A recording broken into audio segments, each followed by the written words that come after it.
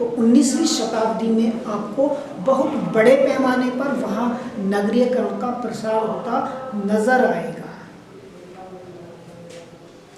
आगे, आकृति के आधार पर नगरों का वर्गीकरण। हम लोग कार्यों के आधार पर पढ़ रहे थे, अब आकृति यानी बनावट के आधार पर आपको नगरों का वर्गीकरण करना है। नगरों का क्या करना है? अध्ययन करना है।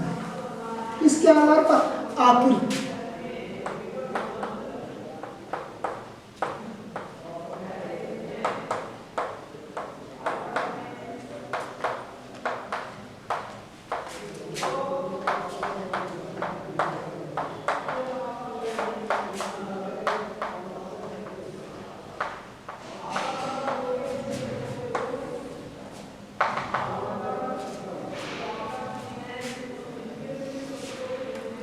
आकृति के आधार पर एक नगरीय बस्ती रेखीय, वर्गाकार, तारा के आकार या अर्धचंद्राकार की हो सकती है। कौन कौन से?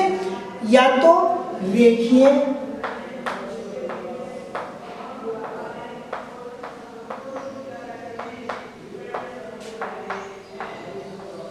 या वर्गाकार,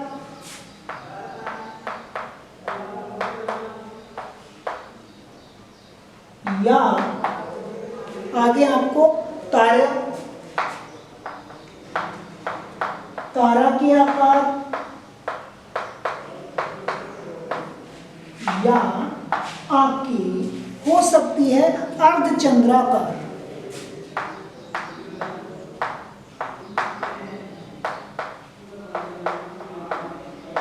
इन भागों में, इन रूपों में, इन आकृतियों में आपको क्या मिलेंगे?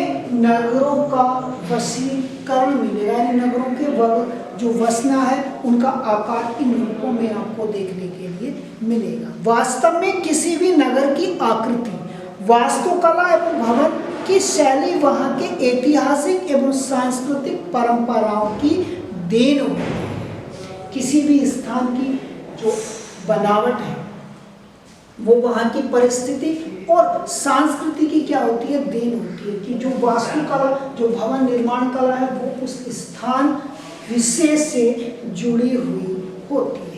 विकसित एवं विकासशील देशों के कस्बे एवं नगर उनके विकास एवं नगर नियोजन में कई तरह से विभिन्नता रखते हैं। उनमें अनेक प्रकार से क्या पाई जाती है? विभिन्नता पाई जाती है। विकसित देशों में अधिकतर नगर योजनाबद्ध तरीके से बसाए जाते हैं।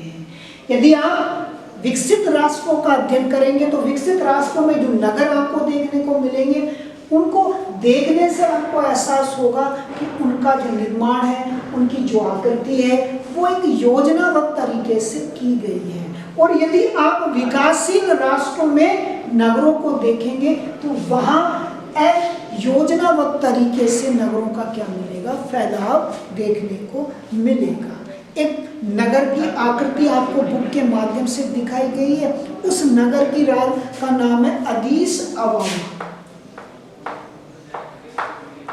अदीस अबाबा, एक अदीस अबाबा किसकी? इथोपिया की राजधानी है। आपको याद रखना, इथोपिया की,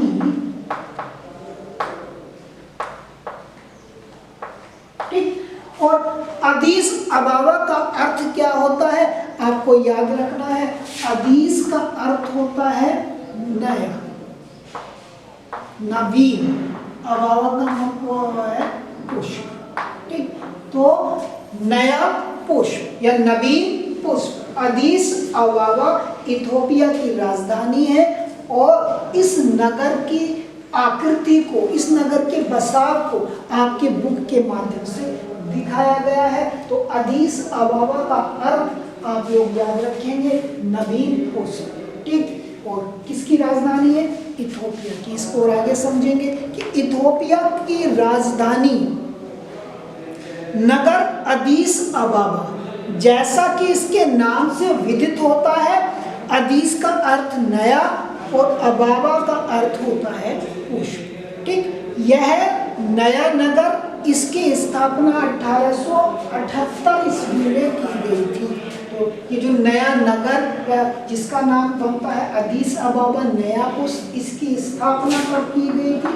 1878 ईस्वी में की गई थी। कब की गई थी? 78, कौन से 78? 1878 ईस्वी में की गई थी। तो बेटा यहाँ से पूछा जा सकता है आपसे, अदीस अबाबा किसकी राजधानी है? इथोपिया की। इसका क्या अर्थ है? इसका अर्थ है नया पुष। इसकी स्थापना की कब की गई थी? कब की गई थी? 1878 ईस्वी में। संपूर्ण नगर घाटी पर्वतीय स्तराकृति पर स्थित है। सड़कों का प्रारूप स्थानीय धरातल से प्रभावित है। राजकीय मुख्यालय प्याजा अरात व आमिस्ट किलो से चारों ओर को सड़कें जाती हैं। मारकोट में हुआ विकसित बाजार है, जिसके विषय में मान्यता है कि उत्तर में काहिरा, काहिरा मतलब मिस्र, ठीक, दक्षिण में जोहान्सबर्ग, दक्षिण अफ्रीका का एक शहर के बीच से ये सबसे बड़ा बाजार है। यानी मिस्र और दक्षिण अफ्रीका के बीच में एक महत्वपूर्ण बाजार के रूप में इस नगर का क्या हुआ है? विकास हुआ है। अदीस अबाबा जहाँ एक बहुसंकाय विश्वविद्यालय, चिकित्सा महाविद्यालय, एक और कुछ अच्छे स्कूल होने की वजह से शिक्षा का भी एक महत्वपूर्ण केंद्र बन गया है। ठीक, बहुत सारे क्षेत्रों में यहाँ पर अलग अलग विद्यालय स्थापित किए गए हैं, इसलिए ये नगर एक महत्वपूर्ण शिक्षा का केंद्र के रूप में उभरकर सामने आया है। आपकी बुक में बेटा ये मानचित्र है, ये उसकी संरचना है किसकी? अदीस अबाबा की, जो आपको दिखाई दे रही है। ऐसे ही एक नगर और आगे आपकी बुक में दिया गया है जिसका नाम है कैनबरा। कैनबरा ऑस्ट्रेलिया की राजधानी, आपको मालूम होगा। तो कैनबरा के विषय में यहाँ पर अध्ययन कराया गया है।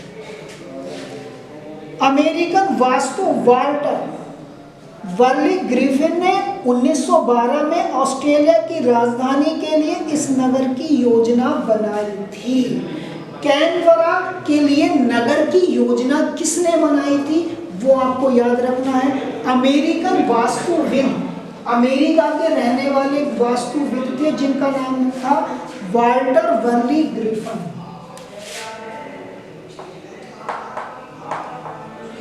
वाल्टर वर्ली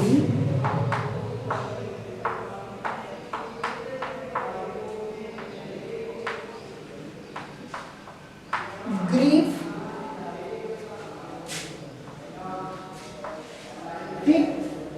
ये कहाँ के? अमेरिकन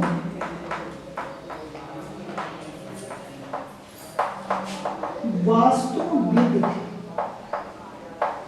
ठीक, इन्होंने क्या की थी? इन्होंने कैनबरा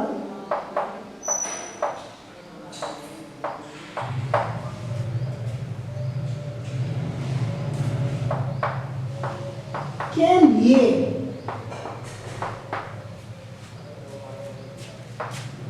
एक नगर की योजना तैयार की।